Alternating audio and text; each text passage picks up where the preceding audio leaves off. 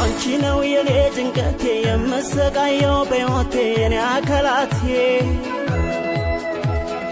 አንቺስ እንዴት ነሽ በጤናሽ ኑሮሽ እንዴት ነው ዓለሜ ከፋሽ ወይ ደላ ኧረ ምንድነው ነገሩ ሰው አይኖርም ወይ ባገሩ ከተፋቀረ ጣልቃ የገቡ ማጣላት ሰው ማበጣበጥ በውሸት አቤት አቤት